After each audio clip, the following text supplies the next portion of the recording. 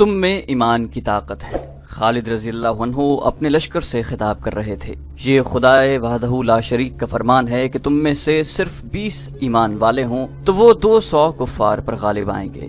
آتش پرستوں کا لشکر اور ان کے ساتھی عیسائی بھاگ کر دور نکل گئے تھے۔ میدان جنگ میں لاشیں بکھری ہوئی تھیں اور ایک طرف مال غنیمت کا انبار لگا ہوا تھا۔ خالد رضی اللہ عنہ اس انبار کے قریب اپنے گھوڑے پر سوار اپنی فوج سے خطاب کر رہے تھے۔ خدا کی قسم، خالد رضی اللہ عنہ کہہ رہے تھے، قرآن کا فرمان تم سب نے عملی صورت میں دیکھ لیا ہے۔ کیا تم آتش پرستوں کے لشکر کو دیکھ کر گھبرا نہیں گئے تھے؟ آنے والی نسلیں کہہ گئی ہیں کہ یہ کمال خالد بن ولید رضی اللہ عنہ کا تھا کہ انہوں نے اپنے سواروں کو چھپا کر رکھا ہوا تھا اور انہیں اس وقت استعمال کیا جب دشمن مسلمانوں کو کاٹنے اور کچلنے کے لیے آگے بڑھ رہا تھا۔ لیکن میں کہتا ہوں کہ یہ کرشمہ ایمان کی قوت کا تھا۔ خدا ان کے ساتھ ہوتا ہے جو اللہ کے رسول صلی اللہ علیہ وآلہ وسلم کی ذات پر ایمان لاتے ہیں۔ میرے دوستو، ہمیں اور آگے جانا ہے۔ یہ آتش پرستوں کی نہیں، اللہ کی سرزمین ہے اور ہمیں زمین کے آخری سرے تک اللہ کا پیغام پہنچانا ہے۔ میدان جنگ فتح و نصرت کی نعروں سے گونج رہا تھا۔ اس کے بعد خالد رضی اللہ عنہ نے اپنی سپاہ میں مال غنیمت تقسیم کیا۔ معلوم ہوا کہ اب کے مال غنیمت پہلی دونوں جنگوں کی نسبت کہیں زیادہ ہے۔ خالد رضی اللہ عنہ نے حسب معمول مال غنیمت کا 5واں حصہ بیت المال کے لیے مدینہ بھجوا دیا۔ اس وقت تک آتش پرستوں کے سالار بہمن جازویہ کو پوری طرح یقین آ گیا تھا کہ اندرزگر کا لشکر مسلمانوں کے ہاتھوں کٹ گیا ہے اور اندرزگر ایسا بھاگا کہ لاپتہ ہو گیا۔ بہمن جازویہ نے اپنے ایک سالار جابان کو بلایا۔ تم اندرزگر کا انجام سن چکے ہو۔ جازویہ نے کہا، ہمارے لیے کسریٰ کا حکم یہ تھا کہ ہم دجلہ میں اندرزگر کے لشکر سے جا ملیں۔ اب وہ صورت ختم ہو گئی ہے۔ کیا تم نے سوچا ہے کہ اب ہمیں کیا کرنا چاہیے؟ ہم اور جو کچھ بھی کریں، جابان نے کہا، ہمیں بھاگنا نہیں چاہیے۔ جازویہ نے کہا، لیکن جابان، ہم اب کوئی کارروائی اندھا دھند نہیں کر سکتے۔ مسلمان ہمیں تیسری بار شکست دے چکے ہیں۔ کیا تم نے محسوس نہیں کیا کہ وہ وقت گزر گیا ہے جب ہم مدینہ کے لشکر کو صحرائی لٹیرے اور بدو کہا کرتے تھے؟ اب ہمیں سوچ سمجھ کر آگے بڑھنا ہوگا۔ ہماری ان تینوں شکستوں کی وجہ صرف یہ معلوم ہوتی ہے کہ ہمارا جو بھی سالار مدینہ والوں سے ٹکر لینے گیا وہ اس انداز سے گیا جیسے وہ چند ایک صحرائی قزاقوں کی سرکوبی کے لیے جا رہا ہو۔ جابان نے کہا، جو بھی گیا وہ دشمن کو حقیر اور کمزور جان کر گیا۔ ہماری آنکھیں پہلی شکست میں ہی کھل جانی چاہیے تھیں، لیکن ایسا نہ ہوا۔ آپ نے بھی تو کچھ سوچا ہوگا۔ سب سے پہلی سوچ تو مجھے یہ پریشان کر رہی ہے۔ جازویہ نے کہا کہ کسریٰ اردشیر بیمار پڑا ہے۔ میں جانتا ہوں اسے پہلی 2 شکستوں کے صدمے نے بستر پر ڈال دیا ہے اور ایک اور شکست کی خبر اسے لے ڈوبے گی۔ یہ بھی ہو سکتا ہے کہ اس شکست کی خبر پہنچانے والے کو وہ قتل ہی کروا دے۔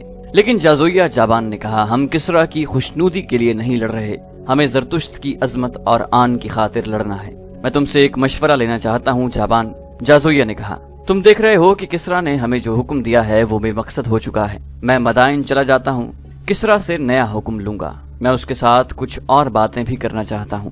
اسے بھی یہ کہنے کی عادت ہو گئی ہے کہ جاؤ اور مسلمانوں کو کچل ڈالو۔ اسے ابھی تک کسی نے نہیں بتایا کہ جنگی طاقت صرف ہمارے پاس نہیں۔ میں نے مان لیا ہے کہ لڑنے کی جتنی اہلیت اور جتنا جذبہ مسلمانوں میں ہے وہ ہمارے یہاں ناپید ہے۔ جابان، طاقت کے گھمنڈ سے کسی کو شکست نہیں دی جا سکتی۔ میں بھی اسی کو بہتر سمجھوں گا۔ جابان نے کہا کہ آپ کوچ کو روک دیں اور مدائن چلے جائیں۔ کوچ روک دو، جازویہ نے حکم کے لہجے میں کہا۔ لشکر کو یہیں خیمزن کر دو۔ میری واپسی تک تم لشکر کے سالار ہو گئے۔ اگر آپ کی غیر حاضری میں مسلمان یہاں تک پہنچ گئے یا ان سے آمنا سامنا ہو گیا تو میرے لیے آپ کا کیا حکم ہے؟ جابان نے پوچھا، کیا میں ان سے لڑوں یا آپ کے آنے تک جنگ شروع نہ کروں؟ تمہاری کوشش یہ ہونی چاہیے کہ میری واپسی تک تصادم نہ ہو، جازویہ نے کہا۔ آتش پرستوں کے لشکر کا کوچ روک کر اسے وہیں خیمزن کر دیا گیا اور بہمن جازویہ اپنے محافظ دستے کے چند ایک گھڑ سواروں کے ساتھ لے کر مدائن کی طرف روانہ ہو گیا۔ بکر بن وائل کی بستیوں میں ایک طرف گریہ وزاری تھی اور دوسری طرف جوش و خروش اور جذبہ انتقام کی للکار۔ اس عیسائی قبیلے کے وہ ہزاروں آدمی جو للکارتے اور نعرے لگاتے ہوئے آتش پرست لشکر کے ساتھ مسلمانوں کو فارس کی سرحد سے نکالنے گئے تھے، وہ میدان جنگ سے بھاگ کر اپنی بستیوں کو چلے گئے تھے۔ یہ وہ تھے جو زندہ نکل گئے تھے۔ ان کے کئی ساتھی مارے گئے تھے۔ ان میں بعض زخمی تھے جو اپنے آپ کو گھسیٹتے آ رہے تھے مگر راستے میں مر گئے تھے۔ یہ عیسائی جب سر جھکائے اپنی بستیوں میں پہنچنے لگے تو گھر گھر سے عورتیں، بچے اور بوڑھے نکل گئے۔ ان شکست خوردہ ٹولیوں میں عورتیں اپنے بیٹوں، بھائیوں اور خاوندوں کو ڈھونڈنے لگیں۔ بچے اپنے باپوں کو دیکھتے پھر رہے تھے۔ انہیں پہلا صدمہ تو یہ ہوا کہ وہ پٹ کر لوٹے تھے، پھر صدمہ انہیں ہوا جن کے عزیز واپس نہیں آئے تھے۔ بستیوں میں عورتوں کی آہو فغاں سنائی دے رہی تھی، وہ اونچی آواز سے روتی تھیں، پھر تم زندہ کیوں آ گئے ہو؟ ایک عورت نے شکست کھا کر آنے والے سے چلا چلا کر کہا، تم ان کے خون کا بدلہ لینے کے لیے وہیں کیوں نہیں رہے؟ یہ آواز کئی عورتوں کی آواز بن گئی، پھر عورتوں کی یہی للکار سنائی دینے لگی، تم نے بکر بن وائل کا نام ڈبو دیا ہے، تم نے ان مسلمانوں سے شکست کھائی ہے جو اسی قبیلے کے ہیں، جاؤ اور شکست کا انتقام لو۔ مثنہ بن حارثہ کا سر کاٹ لاؤ، جس نے ایک ہی قبیلے کو 2 دھڑوں میں کاٹ دیا ہے۔ مثنہ بن حارثہ اسی قبیلے کا ایک سردار تھا، اس نے کچھ عرصہ پہلے اسلام قبول کیا تھا اور اس کے زیر اثر اس قبیلے کے ہزاروں لوگ مسلمان ہو گئے تھے۔ ان مسلمانوں میں سے کئی خالد بن ولید رضی اللہ عنہ کی فوج میں شامل ہو گئے تھے۔ اسی طرح ایک ہی قبیلے کے لوگ ایک دوسرے کے خلاف صف آرا ہو گئے۔ طبری اور ابن قتیبہ نے لکھا ہے کہ شکست خوردہ عیسائی اپنی عورتوں کے تانوں اور ان کی للکار سے متاثر ہو کر مسلمانوں کے خلاف لڑنے کے لیے تیار ہو گئے۔ بیشتر مورخین نے لکھا ہے کہ عیسائیوں کو اس طرح بھی طیش آیا تھا کہ ان کے اپنے قبیلے کے کئی ایسے افراد نے اسلام قبول کر لیا تھا جن کی کوئی حیثیت نہیں تھی، لیکن وہی افراد اسلامی فوج میں جا کر ایسی طاقت بن گئے تھے کہ فارس جیسی طاقتور شہنشاہی کو نہ صرف للکار رہے تھے بلکہ اسے تیسری شکست بھی دے چکے تھے۔ اب ان لوگوں کو اپنے مذہب میں لانا بہت مشکل تھا۔ بکر بن وائل کے ایک سردار عبد الاسود اجلی نے کہا، ان کا ایک ہی علاج ہے کہ انہیں قتل کر دیا جائے۔ عبد الاسود بنو اجلان کا سردار تھا، یہ بھی بکر بن وائل کی شاخ تھی، اس لیے وہ اجلی کہلاتا تھا، مانا ہوا جنگجو عیسائی تھا۔ کیا تم مسلمانوں کے قتل کو آسان سمجھتے ہو؟ ایک بوڑھے عیسائی نے کہا، میدان جنگ میں تم انہیں پیٹھ دکھائے ہو، میں ایک مشورہ دیتا ہوں۔ اس قبیلے کے ایک اور بڑے نے کہا، ہمارے ساتھ جو مسلمان رہتے ہیں انہیں ختم کر دیا جائے، پہلے انہیں کہا جائے کہ عیسائیت میں واپس آ جائیں، اگر انکار کریں تو انہیں خفیہ طریقوں سے قتل کیا جائے۔ عبد الاسود نے کہا، کیا تم بھول گئے ہو کہ ہمارے قبیلے کے ان مسلمانوں نے خفیہ کارروائیوں سے فارس کی شہنشاہی میں کیسی تباہی مچائی تھی؟ انہوں نے کتنی دلیری سے فارس کی فوجی چوکیوں پر حملے کیے تھے۔ انہوں نے کسرا کی رعایا ہو کر کسرا کی فوج کے کئی کمانداروں کو قتل کر دیا تھا۔ اگر تم نے یہاں کئی ایک مسلمانوں کو خفیہ طریقے سے قتل کیا تو مثنہ بن حارثہ کا گروہ خفیہ طریقوں سے تمہارے بچوں کو قتل کر جائے گا اور تمہارے گھروں کو آگ لگا دے گا، ان میں سے کوئی بھی تمہارے ہاتھ نہیں آئے گا۔ تو پھر ہم انتقام کس طرح لیں گے؟ ایک نے پوچھا۔ تمہارے لیے تو انتقام بہت ضروری ہے، کیونکہ تمہارے 2 جوان بیٹے دجلہ کی لڑائی میں مسلمانوں کے ہاتھوں مارے گئے ہیں۔ شہنشاہ فارس اور مسلمانوں کی اپنی جنگ ہے۔ عبد الاسود نے کہا، ہم اپنی جنگ لڑیں گے، لیکن فارس کی فوج کی مدد کے بغیر شاید ہم مسلمانوں کو شکست نہ دے سکیں گے۔ اگر تم لوگ مجھے اجازت دو تو میں مدائن جا کر شہنشاہ فارس سے ملوں گا، مجھے پوری امید ہے کہ وہ ہمیں مدد دے گا۔ اگر اس نے مدد نہ دی تو ہم اپنی فوج بنا کر لڑیں گے۔ تم ٹھیک کہتے ہو، مجھے مسلمانوں سے اپنے 2 بیٹوں کے خون کا حساب چکانا ہے۔ عیسائیوں کے سرداروں نے اسی وقت فیصلہ کر لیا کہ جس قدر لوگ مسلمانوں کے خلاف لڑنے کے لیے تیار ہو سکیں وہ دریائے فرات کے کنارے الیس کے مقام پر اکٹھے ہو جائیں اور ان کا سردار اعلیٰ عبد الاسود اجلی ہوگا۔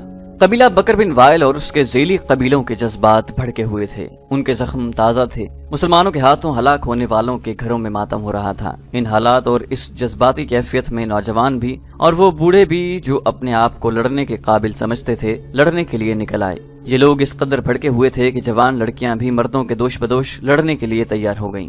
عراقی عیسائیوں کے عزائم، جنگی تیاریاں اور الیس کے مقام پر ان کا ایک فوج کی صورت میں اجتماع خالد رضی اللہ عنہ سے پوشیدہ نہیں تھا۔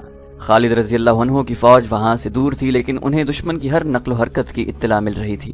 ان کے جاسوس ہر طرف پھیلے ہوئے تھے۔ عیسائیوں کے علاقے میں عرب کے مسلمان بھی رہتے تھے، ان کی ہمدردیاں مدینہ کے مسلمانوں کے ساتھ تھیں۔ مسلمانوں کی فتوحات کو دیکھ کر انہیں آتش پرستوں سے آزادی اور دہشت گردی سے نجات بڑی صاف نظر آنے لگی۔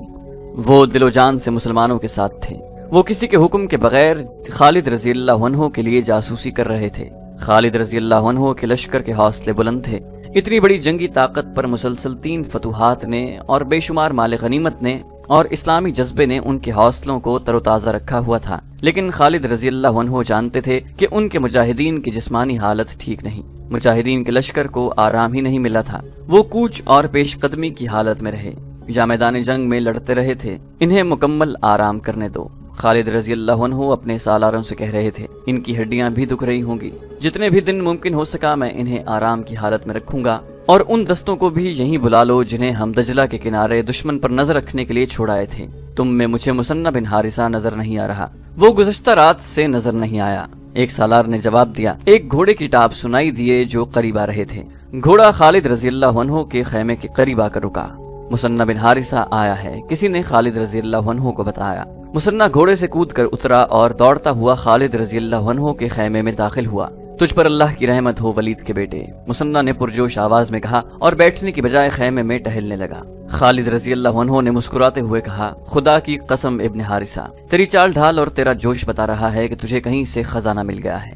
مثنى بن حارثہ نے جواب دیا، خزانے سے زیادہ قیمتی خبر لایا ہوں ابن ولید۔ میرے قبیلے کے عیسائیوں کا ایک لشکر تیار ہو کر الیس کے مقام پر جمع ہونے کے لیے چلا گیا ہے۔ ان کے سرداروں نے دروازے بند کر کے ہمارے خلاف جو منصوبہ بنایا ہے وہ مجھ تک پہنچ گیا ہے۔ خالد رضی اللہ عنہ نے پوچھا، کیا یہی خبر لانے کے لیے تو رات سے کسی کو نظر نہیں آیا؟ مثنى نے جواب دیا، ہاں، وہ میرا قبیلہ ہے۔ میں جانتا تھا کہ میرے قبیلے کے لوگ انتقام لیے بغیر چین سے نہیں بیٹھیں گے۔ میں اپنا حلیہ بدل کر ان کے پیچھے چلا گیا تھا۔ جس مکان میں بیٹھ کر انہوں نے ہمارے خلاف لڑنے کا منصوبہ بنایا، میں اس کے ساتھ والے مکان میں بیٹھا ہوا تھا۔ میں وہاں سے پوری خبر لے کر نکلا ہوں۔ دوسری اطلاع یہ ہے کہ ان کے سردار اس مقصد کے لیے مدائن چلے گئے ہیں اور وہ اردشیر سے فوجی مدد لے کر ہم پر حملہ کریں گے۔ تو اس کا مطلب یہ ہوا کہ میں اپنے لشکر کو آرام کی مہلت نہیں دے سکوں گا۔ خالد رضی اللہ عنہ نے کہا، کیا تم پسند نہیں کرو گے جس طرح ہم نے دجلہ میں آتش پرستوں کو تیاری کی مہلت نہیں دی تھی، اسی طرح ہم عیسائیوں اور آتش پرستوں کے اجتماع سے پہلے ہی ان پر حملہ کر دیں؟ خدا تیری عمر دراز کرے ابن ولید، مثنى نے کہا، طریقہ یہی بہتر ہے کہ دشمن کا سر اٹھنے سے پہلے ہی کچل دیا جائے۔ خالد رضی اللہ عنہ نے اپنے دوسرے سالاروں کی طرف دیکھا جیسے وہ ان سے مشورہ لے رہے ہوں۔ ہونا تو ایسا ہی چاہیے، سالار عاصم بن عمر نے کہا، لیکن لشکر کی جسمانی حالت دیکھ لیں، کیا ہمارے لیے یہ فائدہ مند نہ ہوگا کہ کم از کم 2 دن لشکر آرام کر لے؟ ہاں ابن ولید، دوسرے سالار عدی بن حاتم نے کہا، کہیں ایسا نہ ہو کہ پہلی 3 فتوحات کے نشے میں ہمیں شکست کا منہ دیکھنا پڑے۔ خالد رضی اللہ عنہ نے کہا، ابن حاتم، میں تیرے اتنے اچھے مشورے کی تعریف کرتا ہوں، لیکن یہ بھی سوچ کہ ہم نے 2 دن عیسائیوں کو دے دیے تو کیا ایسا نہیں ہوگا کہ فارس کا لشکر ان سے آن ملے؟ عدی بن حاتم نے کہا، ایسا ہو سکتا ہے، لیکن بہتر یہ ہوگا کہ آتش پرستوں کے لشکر کو آنے دیں۔ یوں بھی تو ہو سکتا ہے کہ ہم بکر بن وائل کے عیسائیوں سے الجھے ہوں اور آتش پرست عقب سے ہم پر آ پڑیں۔ جس کو ہمارے خلاف لڑنا ہے اسے اس میدان میں آنے دیں جہاں وہ لڑنا چاہتا ہے۔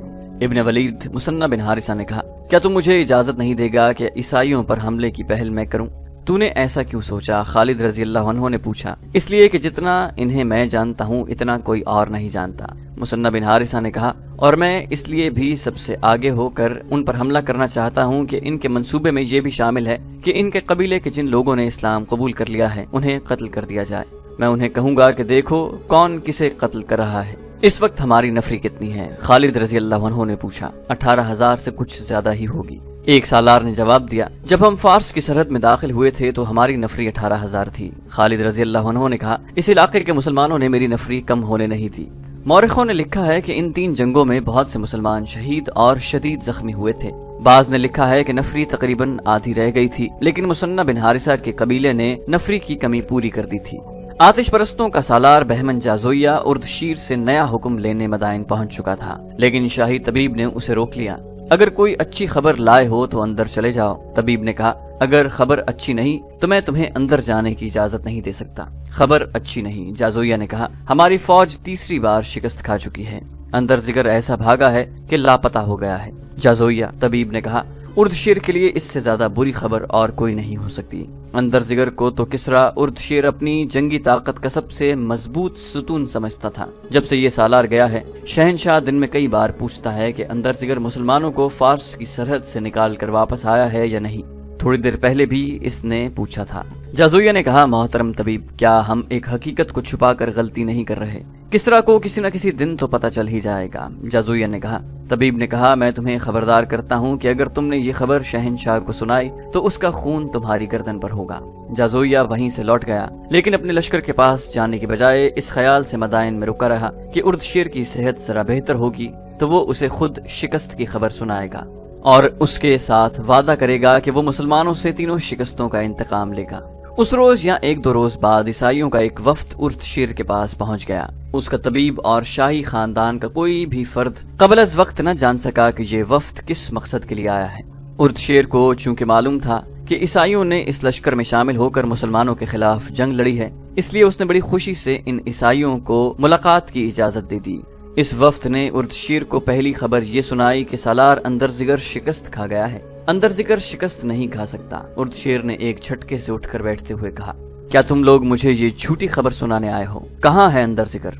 اگر اس کی شکست کی خبر صحیح ہے تو یہ بھی صحیح ہے کہ جس روز وہ مدائن میں قدم رکھے گا وہ اس کی زندگی کا آخری روز ہوگا۔